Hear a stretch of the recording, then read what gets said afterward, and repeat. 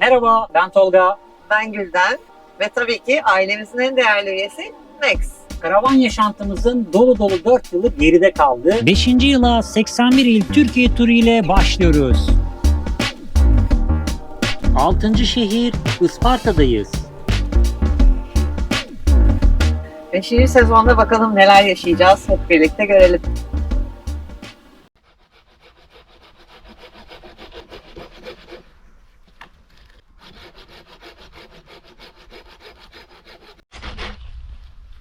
Büyük odun keseydim ya.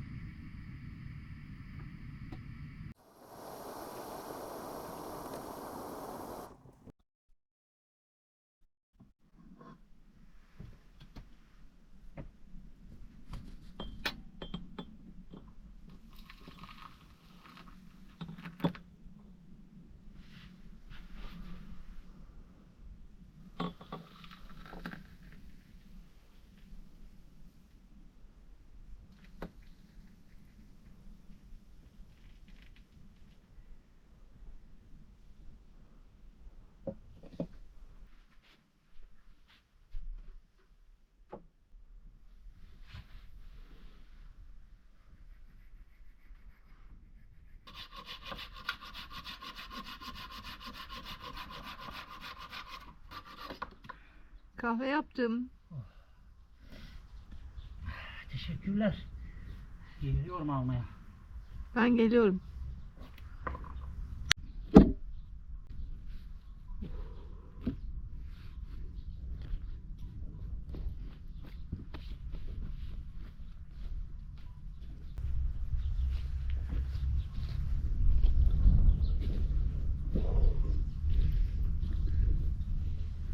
Merhaba Max. Çocuk diyor ki iyi ki diyor dün gelmemişsiniz bu tarafa. Dün gördük havayı ya. Dün diyor koparttı diyor bu tarafı diyor. Evet. Akşam bile yağdı. Akşam beklemiyordum. Öğlen bitecekti güya yağmur. Evet. Dedim 2 gün önce dedim 2 gün 3 gün önce dedim geldik. Girişte dedim ağaçlar dedim düşmüş. Oradan dedim içeriye bakalım diye dedim girdik. Çıkarken dedim önümüze dedim düştü ağaç. 30 saniye dedim önce çıksaymış dedim tepemize düşecekmiş. Abi diyor burası diyor çok tehlikeli diyor kışın. Sen de diyor ağacın altına durmuşsun diyor. Dedim akşam dedim baktım etrafında dedim kalıntı görmeyince dedim herhalde dedim sağlam diye dedim durdum. Şurada diyor açıklıkta duraydın keşke diyor. Ama akşam rüzgar yoktu. Evet. Şeye gidin diyor, tepeye çıkın diyor burası. O hepten rüzgar alıp uçuralım biz oradan. Manzaraya bakmaya gideriz de. Ay. Bu bölge yazın okey. Hani Yazın çok rahat. Serinliği falan. Rüzgar müthiş. Ki yazın bile rahatsız ediyordu rüzgar hatırlarsan. yani, O kadar şiddetli esince. ya kışın da güzel. Ben Güzel Sıkıntılı güzel canım. değilim. Ay. hani yeteri kadar malzemen olduğu sürece bileyim. Fırtına falan olunca işte sadece çok rahat dışarı çıkamıyorsun. O kadar çok rüzgar da evet zor oluyor. daha ama fazla içeride kışın vakit soğuğu geçiriyoruz. çok şey değil. Bak bugün güneş var. Hava ne kadar güzel. Bugün 2 derece. Bak bununlayım. Evet. Bu da öyle çok kalın bir şey değil göründüğü gibi. Değil canım rüzgar geçiyor onun içine. Gel buraya. Çabuk buraya gel. Gel buraya çabuk. Çabuk buraya gel. Kaçma. Kaçma gel buraya. Kaçma gel buraya. Kar yağmadan önceki -5 -7 sıkıntı. Aynen Yumuşamıyor hava. Ağaç ev. Çok güzel olmuş Yalnız ya. tam ağaç evlik ha. Ağacın yapısı falan efsane olmuş. Şu yandaki ana göre de acayip geniş. Bu da öyle gerçekten. Max nereye çıktık? Nereye çıktık? Nereye geldim çocuk. Ağaçların tepesine çıkmış Max. Çok güzel gidiyor ya. Bu böyle katlanır bir şey olsa keşke. Şöyle küçücük bir hale gelecek. Böyle pıt pıt pıt pıt pıt pıt. Karavana koyacaksın. Sonra gittiğin yerde açacaksın. Böyle büyük bir şeye dönecek. İşte 80'lerin çocukları olduğunuzda izlediğiniz çizgi filmlerden dolayı böyle şeyler düşünüyorsunuz. Çünkü o dönemde Şekiller. böyle katlanan arabalar, jetgillerin enteresan işleri, şöyle yaramaz çocuklar ağaca tırmanıyordu az daha. Evet gördüm. Üçkağıtçı. Bunların hayalini kurabiliyorsunuz. Şimdiki Ne güzel gençliğe üzülüyorum. Kibrit kutusu gibi bir şey olacak. Böyle pıt pıt pıt pıt pıt pıt büyüyecek, böyle bir şey Tabii olacak. canım. Çok güzel olur. Bu arada neredeyiz fark ettiniz mi? Önceki videomuzu izleyenler biliyorlar. Buraya biz bir önceki videonun başında gelmiştik. Ama aşırı rüzgar, fırtına yüzünden konaklayamamıştık. Hatta önümüze ağaç dalları falan dökülmüştü. Eğirdir'e gitmiştik. Sonra aklımız burada kalınca hadi dedik bir geri dönelim. Hazır yağmur, rüzgar da durdu. Ya hem aklımızın kalması hem Hem de odun odun. stoğumuzun hızlı tükenmesiyle birlikte buradaki odunlar aklımıza geldi. Evet. Dedim ki o odunları toplayalım biz. Çünkü şuradaki kamelyaların arkasına, mesela şu ağaç yıkılmış komple, kamelyaların arkası bir dünya odun. Şuradaki barbekünün orası komple odun. Evet, şu tezgahta Ya. tezgahta gördüğünüz odunlar sadece bu yanımızdaki ağaçların altından dökülen dallar. Evet. Kuru dallar çok fazla dökülmüşlerdi rüzgarda. Biz o gün de görmüştük ama daha da dökülmüş tabi.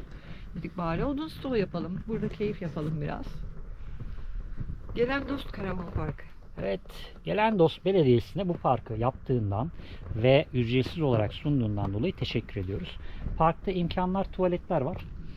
Su var. Gördüğünüz gibi yeşillik alan, oyun Evet. alanları vesaire. Ben- Her şey var. Ağaçlarda elektrik de gördüm. Evet ama şu an kapalıymış. Yani kapalı olsun çünkü hı. aşırı yağmur yağdı ve açık ağızları. Onu diyecektim ben de. Yağmurdan kullanılabilir Yok. durumdan bilmiyorum ama bizim elektriğe ihtiyacımız olmadığı için zaten deneme gibi bir şeye girmedik. Ama elektrik de var. Evet elektrik de var. Elektrik, su, birçok şey var. Güzel bir alan. Bu tür alanların çoğalması taraftarıyız. İşte hem piknik alanı hem kamping alanı olabilir. Böyle bizim gibi gezen karavancılar için buralar bulunmaz nimet. Çünkü geliyorsun, 2 gün soluklanıyorsun ve yoluna devam ediyorsun. Evet. Uzun süreli konakladığınız zaman burada olan diğer atraksiyonlardan şikayetçi oluyorsunuz. Bu sefer garip garip olaylara devriliyor iş. Bir de uzun süreli konaklamaya da zaten karşıyız. Ben yine çenemin bağı düştü. O yüzden kahvemi içmeye devam edeyim. Güzel tarafı etrafta çöp yok. Evet. Yok denecek kadar az. Hadi yok demeyelim tamamen de. Yok denecek kadar az gerçekten. Aynı zamanda bu alanda o taraflarda futbol sahaları var. Basketbol sahaları var. Onlar hakkında bir bilgiye sahip değilim. Tribünlü bir futbol sahası da var. Ve şu tarafta da bir offroad sahası var. Bu offroad sahasında yanlış hatırlamıyorsam 2023 yılında bir organizasyon vardı. Max neredesin? Burada Nerede orada? aşağıda. Aa, bizi yukarıda bırakıp aşağı mı gittin sen? Kokluyor. Bize çok rahat etti ya. Baksana Hı. etrafa yayılıyor direkt. Normalde yanımızdan ayrılmaz. Yok burası güzel. Sevdim bu bölgeyi. Oh! Max paşam. Yayıldın hemen. İş başına mı döndün? Kahven bitti mi kahven? Evet, iş başına döndüm. Afiyet olsun. Teşekkür ederim. Eline koluna sağlık. Yalnız şu kar botlarını çıkarmamız da ne iyi oldu ha. Şimdi ayağında görünce çamur içinde olmuş paçaların. Ya evet baksana. Öteki mahvoldu. ayakkabılar mahvolurdu. Diğerlerine yazık günah. Kar görmeden hazırlıklara başladık. Kar botlarını giyiyoruz.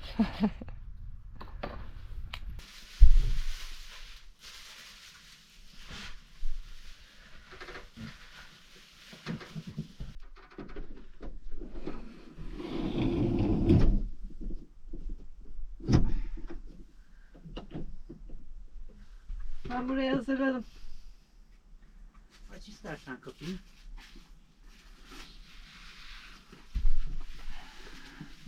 Yağmur atmadan. Eldiven giyseydin eline. Artık çok geç.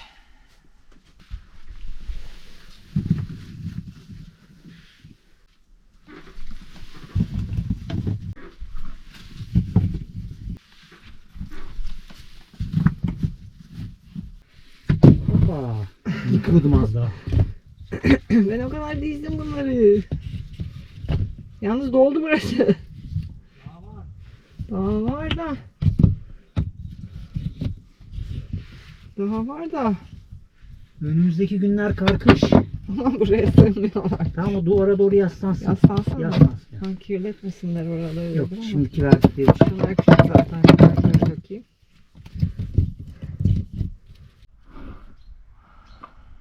Daha da bayağı varmış ha. Evet evet.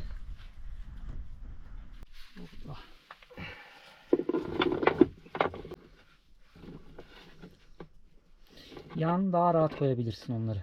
Durdular da. Devamında sıkıntı yaşayabilirsin ama.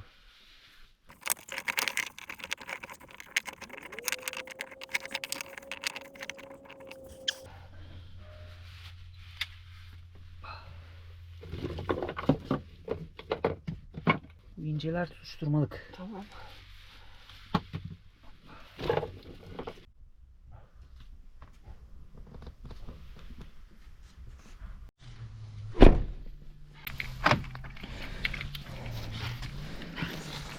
Yeter bu kadar çalışmak. Hadi gezelim.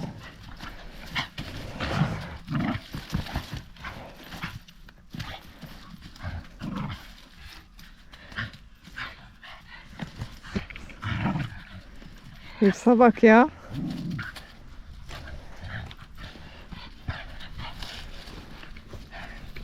Aa yoruldum. Ben gidiyorum. Hadi gidelim. Hadi gidelim. Hadi gidelim. Montuna.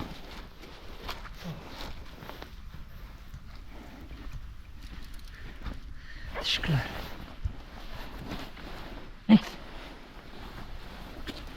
Gel bakayım. Çıkacak mı? İkimiz düşelim gel. Bak ya, çocuğu niye sürüklüyorsun peşinden? Ha kim kimi sürükledi bak. Bekle. Buraya geleceksin diye bekliyorum hala. He? Yukarı mı çıkayım? Şuraya mı geleyim?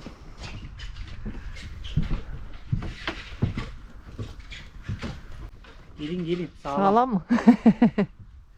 Çok baş döndürücü. Evet, şu an Orta çok alan tedirginim. belli oluyor mu bilmiyorum ama bayağı eğik ortası. Evet. Ama manzarası çok güzel.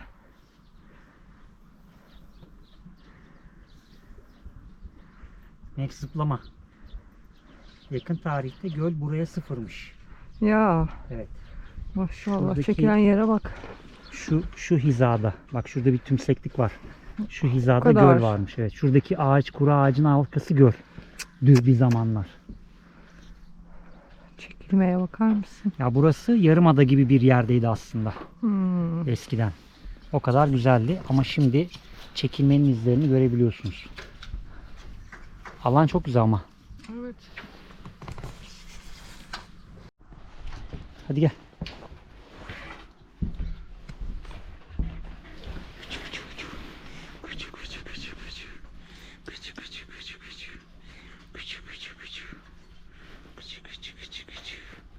Hadi gidelim. Hadi gidelim. Hadi bakalım. Geliyor geliyor. Gülden de geliyor. Hadi.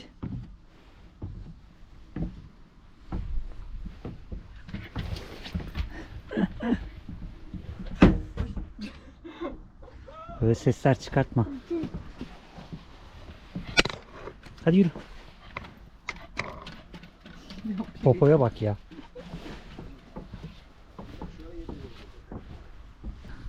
O zaman şimdi içinde yürüdüğümüz bu alanda lavanta bahçesi olarak görün.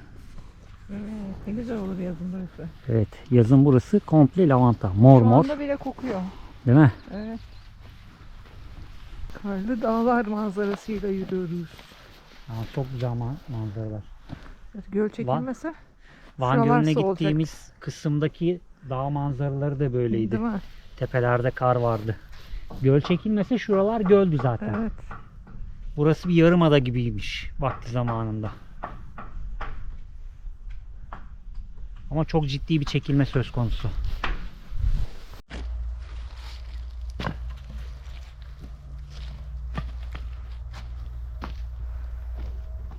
Üstteki ağaç komple aşağıya düşmüş neredeyse. En tepesi kalmış sadece. Bütün dallar burada.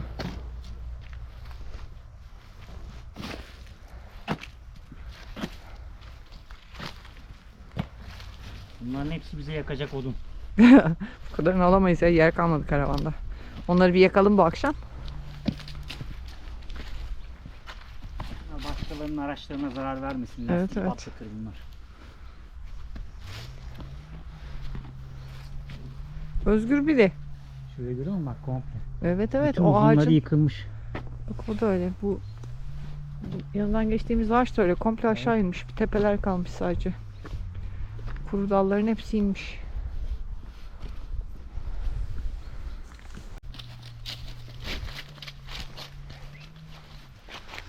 Oradan paketlenmiş düşmüş aşağıya. Bayağı büyük bir dal düşmüş.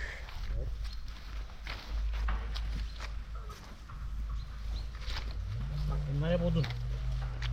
Bunlar hep odun. Bunlar hep odun. Boş gitmeyelim karavana.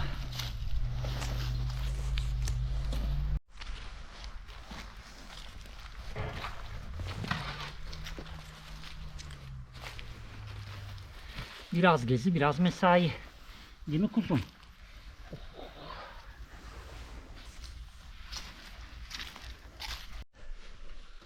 Oh.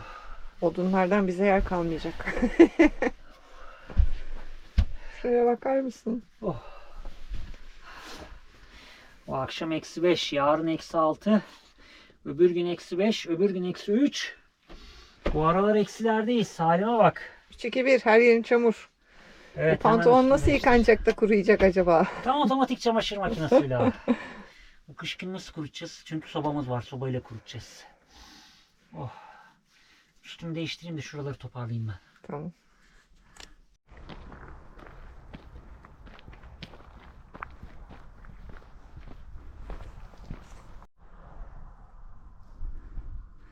Karşı tepe bayağı karlamış. Evet evet, bayağı yağmış buraya. Ne var oralarda? Gel bu tarafa. Meraklı. Gel bakalım. Ayaklara bak, hep çamur. Manzara çok güzel oldu gün batarken. Evet. Karlı dağ manzaralarıyla birlikte muhteşem bir manzara ile günü bitiriyoruz yine.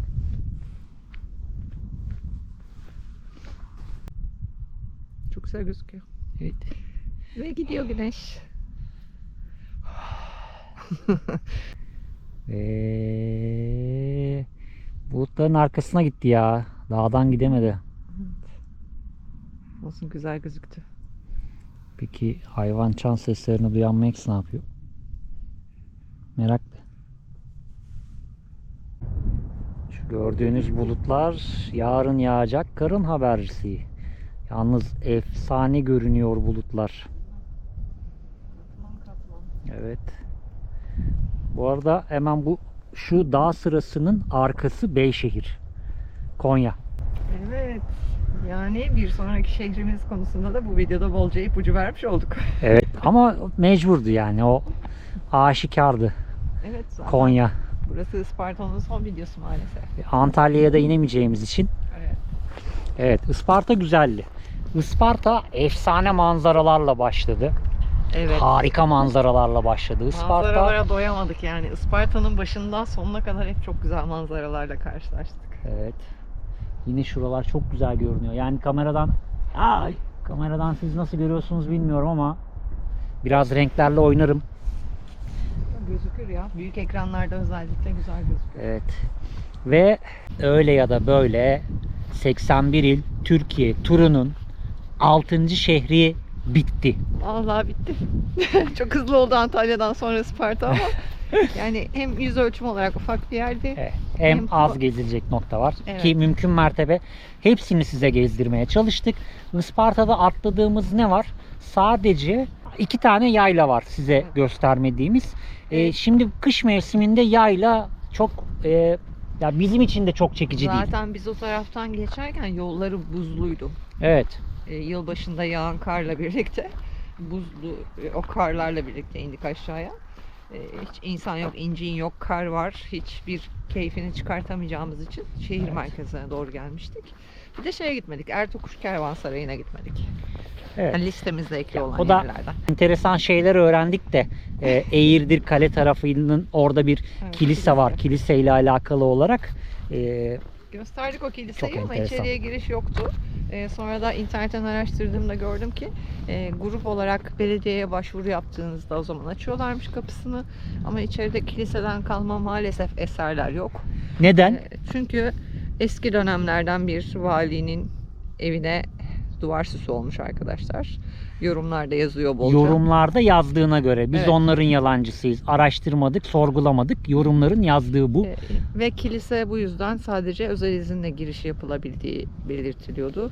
Hatta kapısı açıkken birileri girmeye çalışmış. Kovalamışlar dışarıya. Evet, özel izin alıyorsanız özel izin alan kişiler girebiliyor. Yani hani öyle kapı açık, ben açık denk geldim gibi bir şansınız yok yani. Olaylar. Ya. Ertokuş Kervansarayı da çok fırtınada geçtiğimiz ama sadece duvarları var olan bir yerde. O yüzden orayı es geçmek zorunda kaldık. Ama yine işaretlediğimiz yerlerin hepsine gittik.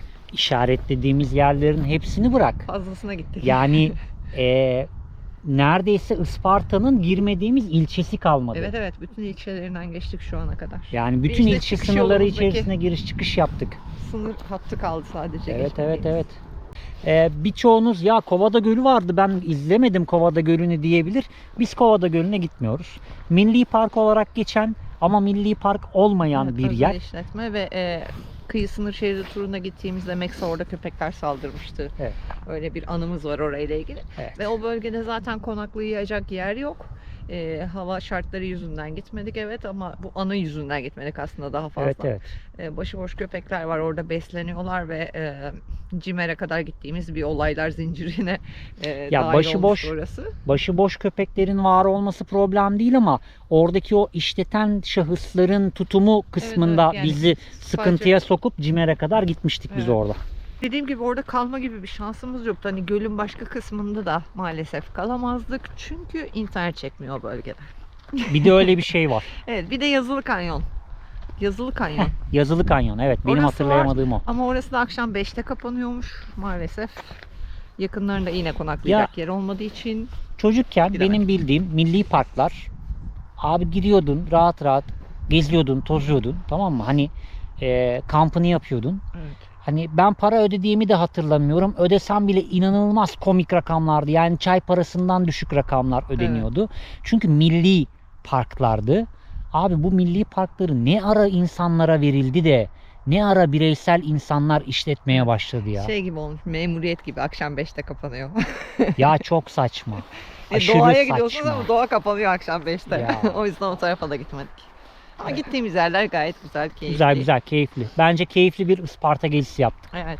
Siz Mesela ne düşünüyorsunuz yaz bu döneminde konuda? geldiğimizde bu kadar rahat gezememiştik. Çünkü çok sıcaktı. Rüzgar olsa da çok sıcaktı yani. Evet. Şimdi doya doya Isparta'yı bol bol gezdik bence. Evet. Akşam yürüyüşümüzü de yaptık Max. Değil mi? Bitti mi işin? Max hala koklama derdinde etrafı. Tabii ki gönül isterdi 4x4 bir kamyonla gölün etrafında daha fazla konaklayalım. Çünkü çamurlu deryalarda 4x2 aracımızla çok o tür yollara giremiyoruz maalesef. Giremediğimiz birkaç yer oldu tabii ki. Evet.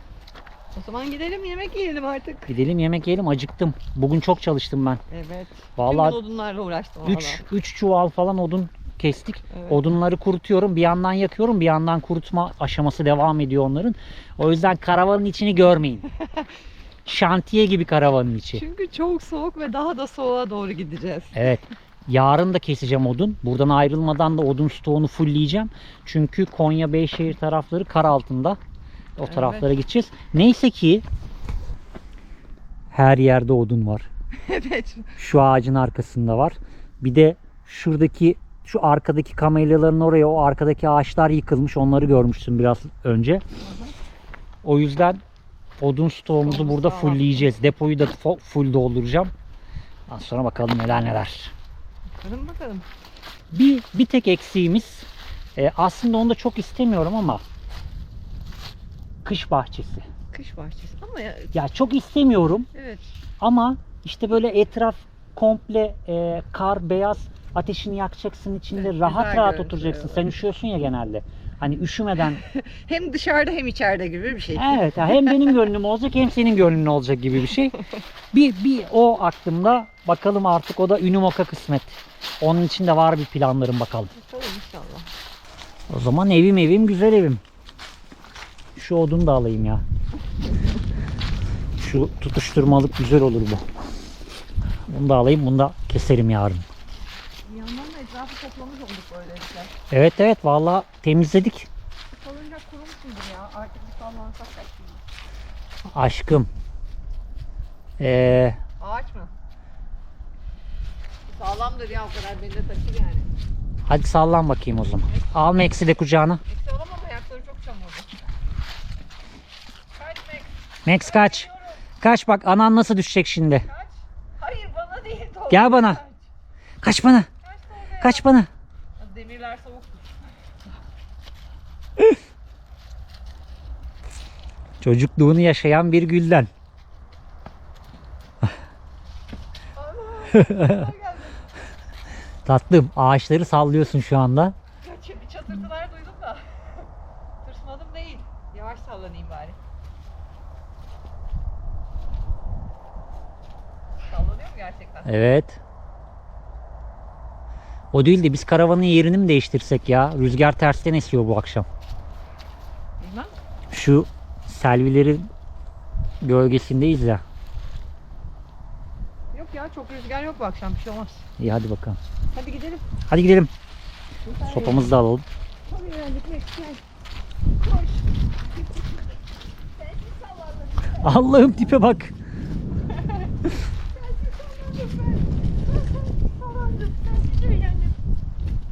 Max, yakala Gülden'i. Yakala Gülden'i.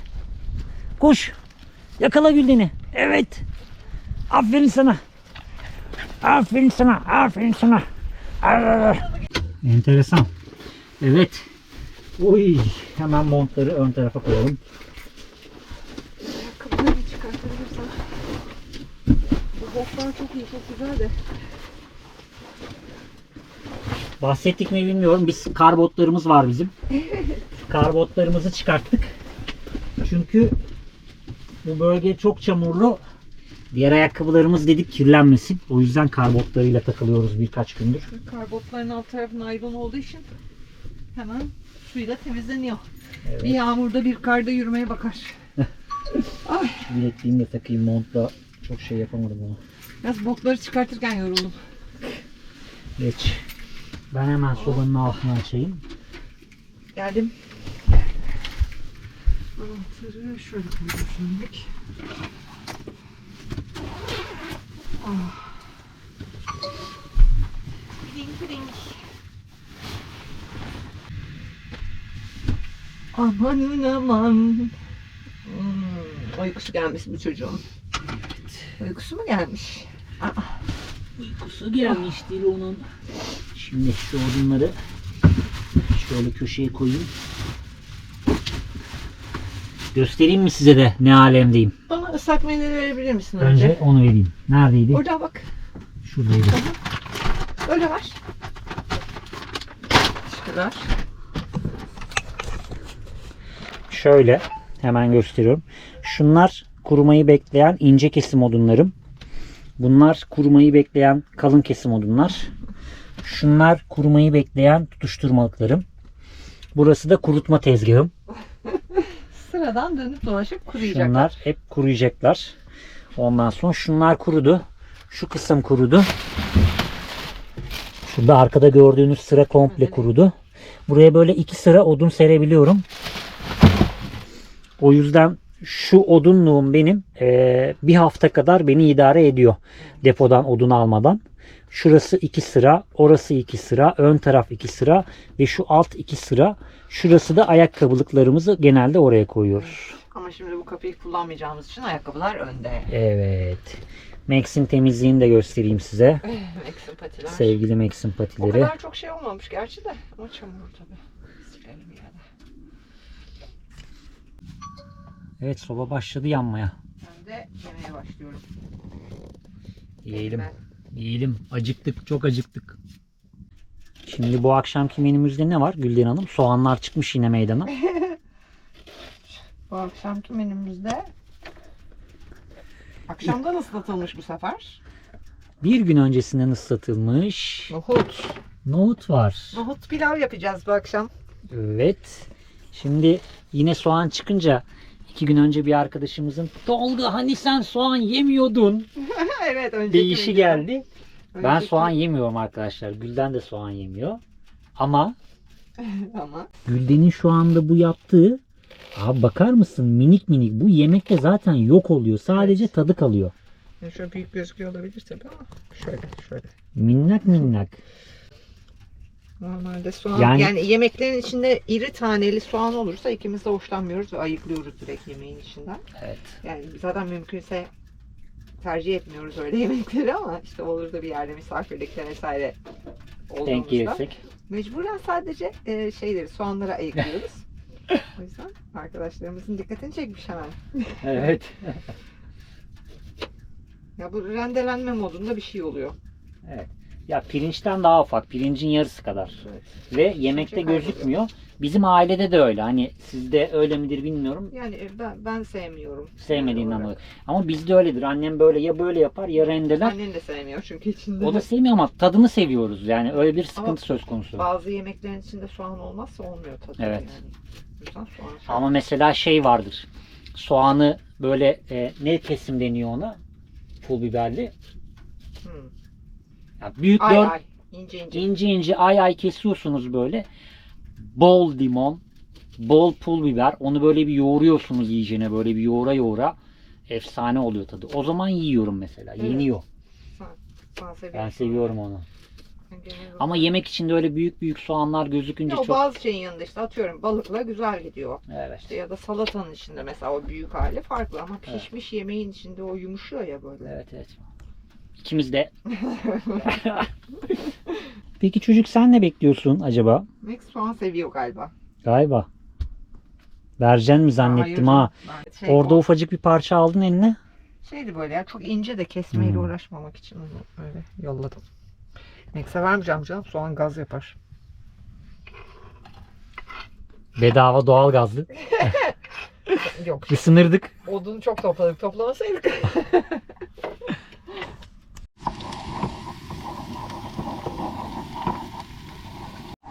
Evet, odunlar devşirilmeye devam ediyor. Bir oradan bir oraya. Şurası boşaldı komple. Onun üstündeki kuruyanları tekrar yerleştirdik. Dolmaya devam.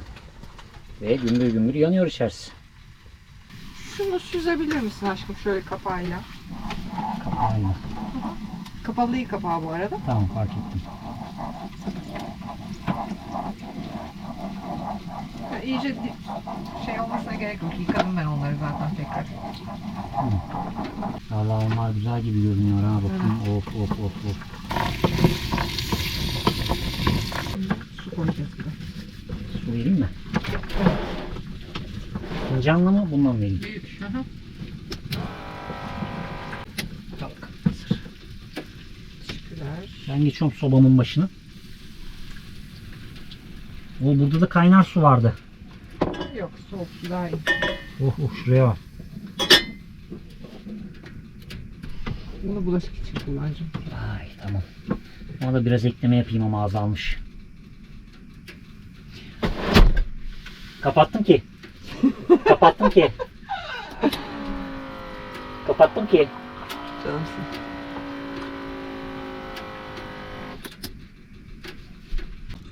Odun savar sobamız. Peki. Bu çocuk her yemekte böyle olmak zorunda mı? Bak bakışa bak.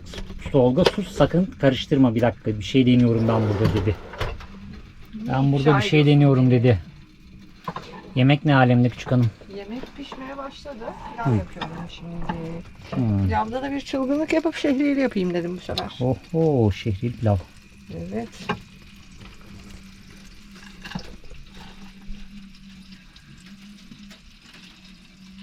Ben şehriyeli pilavı sadece anneannemde yiyordum. Yani başka yerde görmemiştim. Bizim evde pişmiyordu. Babaannem de yapmıyordu. Allah Allah. Ama anneannem de normal pilav yapmazdı mesela hiç. İlla bir şey olacak şimdi. Yani şehriyeli pilav yapardı hep. Ya benim için şehriyeli pilav anneanne pilavı demek. Bak şimdi ben yaklaştım ya buraya. Adım adım yaklaşıyor. Tolga oraya geçtiyse kesin bir şey vardır diyor. Adım adım yaklaşıyor bana. Çok sıkasın çok. Hayır vermiyoruz da. Yani bu şekilde mama falan da vermiyoruz ona. Yani böyle bir alışkanlığı da yok. Dolap açılsın, bir kapak açılsın, bir kaşık çatal sesi olsun. Anında böyle. İçgüdüsel herhalde. Şimdi şu kuruduysa şunu da alayım. Şuradan. Şimdi bazı arkadaşlar diyecek ki ya kardeşim bu ne çile sizinki. İşte odunları böyle kurutmak nedir falan filan, gidip oduncudan alsanız da kuru kuru odunları. Şimdi her şey paraya bakıyor arkadaşlar. Şimdi 81 il Türkiye turuna çıktık. Doğal olarak bu çok büyük bir maddi sıkıntı demek aslına bakarsanız. Hele ki mazotun 55 lira 60 liralara merdiven dayadığı şu günlerde böyle bir turu yapabilen karavancı sayısı ne kadar az. Çok çok az. İnanılmaz derecede az. Ondan sonra biz onlardan bir tanesiyiz. 81 il Türkiye turuna çıktık. 6. şehir bitti. Nasıl oluyor? Nasıl dönüyor bu değirmenin suyu? İşte böyle dönüyor. Yani şimdi çuval çuval kuru odun alabiliriz. Ama 3 çuval odun almaya kalksan şu anda 1000 lira. Muhtemelen olmuştur o kadar. Biz geçen kıştan beri dışarıdan almadık hiç. Tabii. Webasto'muz 3 saatte yaklaşık 1 litre mazot yakıyor. Ha, evet, onu söylemek istiyorum hazır lafı geçmişken. Mesela bu dizel ortam ısıtıcıları işte gecede 1 litre yakıyor falan diye böyle bir şehir efsanesiyle yayıldığı için yıllar Evet. önceden bu yana aslında öyle bir şey yok. Her markanın farklı değerleri var. Her seviyede farklı yanma durumu yaşadığı için en yüksekte açarsan Tolga'nın dediği gibi işte 3 saatte 1 litre cort diye bitiveriyor. Tabii. Şimdi mazot zaten 50 lira. 3 saat çalıştıracaksınız. 1 litre mazot yakacak. 50 lira gitti. 24 saatte hadi 12 saat çalıştırsan 3, 6, 9, 12 4 litre mazot 200 lira. Günlük yakıt Evet. ve basto Yani, ısınmanız. evet. O da 12 saatten fazla 50 çalıştıracaksınız. lira 3 saat için hiçbir şey değil gibi düşünülebilir ama sürekli içinde olup sürekli onu kullanmaya kalkarsan çok şey. Tabii. Yani Odun da senin dediğin gibi. Ve şimdi mesela odun evet tamam yani burada vardı ıslaktı almadık oduncudan alalım dedik. Nereden alacaksın oduncu? Oduncuya gitmek için ekstra mazot yakacaksın tekrar. tabii. Tabii o da var. Yani O da var yani. öyle bir durum var. O yüzden doğanın nimetlerinden faydalanmak bizim için çok büyük avantaj. Çok çok büyük avantaj. Bir de biz şunlarla da karşılaştık. Biz daha dün çıkmadık bu yola biliyorsunuz. 5. yılımızdayız. Odun ağır bassın diye odunlarını ıslatanlarla da karşılaştık biz maalesef. Çuvala böyle çapraz dolduranlar. Ya çapraz doldurması bir şey değiştirmeyecek. Tartarken Ama çuvalla alıyoruz ya. Hatırlıyorsan mesela Bursa'da aldığımız bir oduncudan aldıklarımız bizim o boxların bir köşesini doldururken tabii düzgün yerleştirilmiş olarak aldığımız İzmir'den bir çuval aldığımız odun o bir box'ı doldurup daha da kalmıştı üstüne. aynen öyle. Yani biz çok enteresan şeylerle karşılaştık. O yüzden işte bu bize göre eziyet değil. Bu bir kazanım. Şu anda sizin o biraz önce izlemiş olduğunuz o odun yığını bir kazanım. Çünkü nereden baksanız 5 günlük bir, hatta daha bile fazla olabilir, odun stoğumuz var şu anda. Aynı zamanda bence bulunduğumuz bölgeyi de temizlemiş olduk. Evet. Çalı çırpı her yerde doluydu. Bir de öyle bir atraksiyon oldu yani. Bunu da belirtmek istedim. Pilav oluyor mu? Pilav oluyor da nohutun biraz daha vakti var. Pilav zaten bir 20 dakika demlenecek. Evet. Fazla çeksin diye. Ben böyle yemek yapıyorum genelde kamera arkasında. Yakalandım ben burada otururken Tolga başlayınca. Ya yatak odasından mutfağa uzanıyor Gülden Hanım. Elim kolum çok uzun. 1 saat sonra. Hala diyor. Açlıktan bayılacağız artık. Bayılacağız. Yani nohutları bir gün önceden suda bekletmek de pek bir işe yaramıyormuş. Neredeyse 1,5 saattir kaynıyor Yok. hala nohutlar sert. Bizim karavanda nohut olmaz. Küçük tüplü olmaz o iş. Yaptık bu sefer. Yaparız, sobaya koyarız. Evet. O küçük şeyde böyle küçük derin bir kapta sobada uzun saatler pişirebiliriz. Artık yemek yiyelim. Sen kımıldama dedin, o da kımıldamadın. Yalnız ben tişörte geçeceğim galiba bu odunları kuruturken. Sobanın yanında olan yanıyor. Vallahi billahi ya.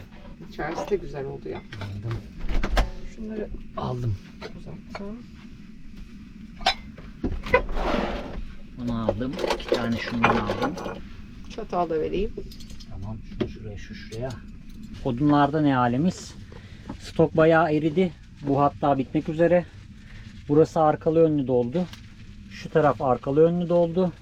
Şimdi şuranın arkası doldu. Ön tarafına başladım. Ve bunlar kuruyup oralara yerleşecek. Peki yemeklerimiz ne alemde?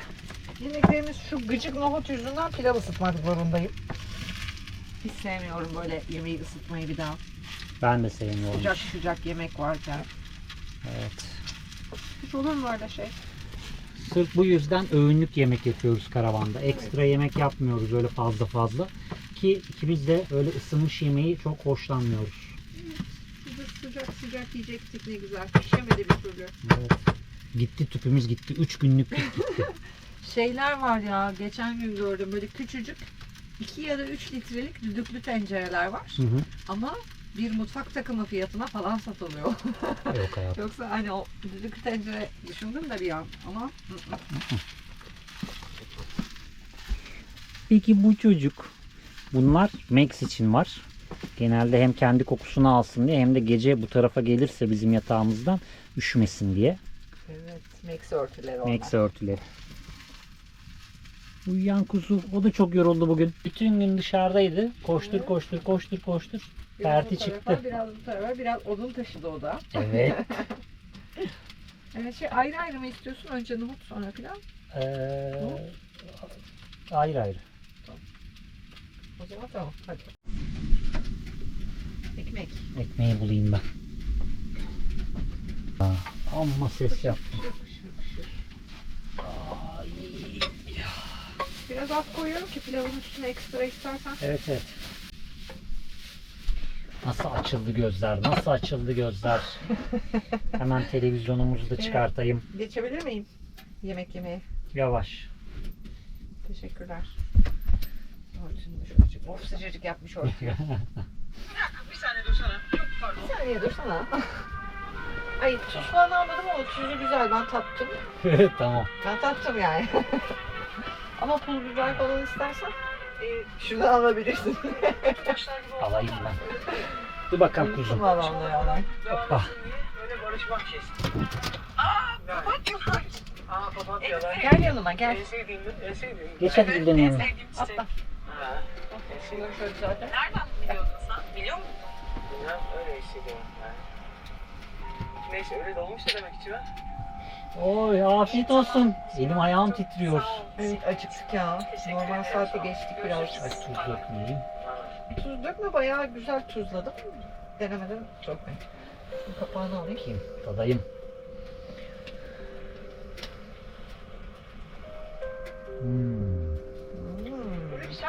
Pişti bayağı ama sonunda yani. Evet. O kadar zaman sonra. Ben daha hızlı pişeceğini düşünüyordum. Parasını kaybetmeyesin sakın. Aa senin papatyalar parası vardı. Kaç para oldu papatya? Papatyalar benden olsun canım bu defa. Buyurun. Teşekkürler. Telefonları oraya dizmesek aşağı. Tamam şöyle al. Isparta'nın son videosu. Ya altın şehir bitti bile. 7 geliyor. Evet 7 geliyor, sırada 7. Bu arada bugün biraz hava durumuna falan bakıyoruz işte. Bundan sonrası Konya olacak ya. Eğer ki biz Antalya'dan hadi bir Toros taraflarına doğru çıkmayalım deseydik bizim bir sonraki şehir ya Mersin ya Karaman olacaktı. Evet. Karaman olsaydı muhtemelen şu anda donuyorduk. Çünkü Karaman ciddi karlar altında. Az önce Evet. yine haberlerini gördüm. Özellikle bizim çıkmayı planladığımız yol tarafı bayağı kapanmış durumda Aynen akşam öyle. saatlerinde. O taraf çok karlı. Yani göreceğiz kar illaki. Tabii Ama canım. böyle bir anda o sıcaktan, Antalya'nın oradaki sıcaktan böyle kara zıplamak. Yok ya Benim açımdan çok üşütücü olurdu. Isparta bir ara geçiş oldu bizim Evet için. evet, Isparta'nın ilk girişi özellikle tam bir ara geçiş Evet. oldu. Manzarayı bize gösterdi. Bak dedi, buna hazırlanın ama Sonra güneş gördük. Isparta'yı sivitlerle gezdik. Evet yani o ilk birkaç gün böyle bize bir güzellik oldu. Evet. O yüzden geçiş süreci güzel oldu kışa bence. Evet. 81 il Türkiye turu. Ya kardeşim, Biraz şöyle döneyim. nasıl geziyorsunuz? Nereden geliyor bu değirmenin suyu dediğinizi duyar gibiyim. Bu değirmenin suyu benim kolumdaki bu bilekliklerden geliyor. Shopier mağazamızdan bu bilekliklerin envai çeşidine ulaşabilirsiniz. Kadınlı, erkekli, çoluklu, çocuklu birçok modeli mevcut. Sipariş verebilirsiniz. Ya da bize sosyal medya aracılığıyla ulaşabilir. Yine siparişlerinizi dile getirebilirsiniz sevgili dostlar. Evet. Hemen Beğendiğiniz- araya reklam soktum. Beğendiğiniz modellerin istediğiniz renkleri vardır ama sitede yoktur. Evet. Her konuda yardımcı oluruz. Elimizde iplerimiz de var, klipslerimiz de Klipsler de var. var. Ne isterseniz yaparız. Vay be. 6. şehir de bitti. Yalnız gerçekten de Antalya'dan sonra çok hızlı geldi bana burası. Evet, çünkü Antalya yani hem sahil hattı boyunca çok fazla yerde konakladık, Evet. çok fazla yer gezdik. Çok fazla arkadaş, eş dostla buluştuk. Yani süre belki o kadar uzun değildi aslına bakarsan ama dolu doluydu Antalya. Çok doluydu. Ondan sonra daha küçük bir şehir ve kış ayları malum tabii. Biraz daha hızlı geçti. Kimse yok. Birkaç takipçimiz bize Instagram yoluyla ulaşıp işte asker arkadaşım orada, bir ihtiyacınız varsa hemen karşılayalım. Akrabalarım var diyenler oldu. Ondan sonra ben o taraftayım ama gelemem muhtemelen işim icabı. İşte buraları görün, bir ihtiyacınız olursa bana mutlaka haber verin. Ben bir şekilde birileri aracılığıyla çözerim diyen çok oldu ama çok teşekkür ederiz. Her şeyimiz var çok şükür. Evet. Çok keyifli bir Isparta turu yaptık. Sizler beğendiniz mi bilmiyorum ama biz çok beğendik. Evet. Kışın, daha doğrusu tam işte aslında kış. Tabii Kışın- kış ortasındayız direkt. Aynen öyle. Kışın Isparta bambaşka. Bizim açımızdan, bizim Evet. gözümüzde. Umarız siz de beğenmişsinizdir. Daha önce de gelmiştik Isparta'ya, bahsettim sanıyorum ama Evet. o zamanla kıyaslarsak ben şimdi çok daha fazla keyif aldım Isparta'dan. Daha sakin. Slow City aslına Evet. bakarsan ama o zaman çok hareketli bir city'ydi. Şimdi tam Slow City'yi yaşadık. Yaz sonu gibi gelmiştik o zaman. Daha Evet. kalabalıktı, daha hareketliydi, sıcaktı, rahat gezememiştik. O yüzden bence doğru zamanda doğru yere gelmişiz. Kesinlikle öyle. Çok güzel oldu bizim için. Umarız siz de beğenmişsinizdir. Bir sonraki ilimiz, bugün artık kaç kere bahsettik bilmiyorum. Bir sonraki ilimiz Konya. Arada birkaç defa geçti galiba. Evet. Konya, Beyşehir taraflarıyla başlayacağız bir aksilik olmadığı takdirde. Bakalım, çok güzel bir rota buldum bu arada o tarafa geçişte. Bu hemen arkamızdaki dağ yamacının dibinde 0 hattında Beyşehir Gölü var. Yol var ve dağın yamacı var. Ha, çok iyi. Böyle bir yol ama kar ve gizli buzlanmadan korkuyorum çünkü güneş görmüyor o taraf. Evet. Yani gündüz saatlerinde ona göre hareket edip bakacağız artık ona. Evet. Bir yol durumuna falan kontrol ederiz. İnternette Beyşehir sayfalarında Bakma en zamanı güncel geldi. bilgiler öyle oluyor. Bakalım, duruma göre gideceğiz yani. Yavaş yavaş falan gideceğiz. O zaman veda edelim mi arkadaşlara? Edelim. Bir sonraki videomuzda Konya'dayız sevgili dostlar. Ama Konya'nın neresinden başlar video, neresinde neler yaşarız, ne maceralar yaşarız, hepsi bir muamma. Bu muammaya kalmamak için ne yapıyorsunuz? Kanalımızdaki bildirim zilini açıyorsunuz. Abone değilseniz abone oluyorsunuz. Evet. Abone olduktan sonra bildirim zilini açıyorsunuz. Bizlere doğrudan destek olmak isterseniz de katıl abonesi oluyorsunuz. Evet demeyeyim diyorum. Evetler altı yazı düzenlerken hiç güzel olmuyor. Evet. Her şeyde bir evet var, o yüzden böyle yaptım. Kendinize çok iyi bakın. Sonraki videoda görüşmek üzere. Hoşçakal Isparta. Hoşça kal. Çok yoruldum. Bu akşam nasıl uyuyacağım biliyor musun? Böyle Ölü gibi. külçeler Sana olur şimdi ya altın. Biraz pozitif enerji yolluyorum. Senin için başka ne yapabilirim? Bana asılmaktan vazgeçer misin? Şu sonuçları buldum. Bunu söylemezsem olmaz. Gülden'in telefonu resmen bana asılıyor. Gülden'in telefonu benim konuştuğum cümlelere gün içinde böyle en az 10 kere oluyor. Devamlı cevap veriyor. Çok yoruldum. Nasıl söyleyeceğim bilmiyorum diye ekranı okuyamadım. Devam ettiği için oradaki şey dedi. Sana biraz pozitif enerji gönderiyorum dedi. Telefonuna sahip çıkar mısın? Nasıl fark ettin mi? Bana asla cevap Sana vermiyor. vermiyor cevabı, bana veriyor. Senin sesini alıyor.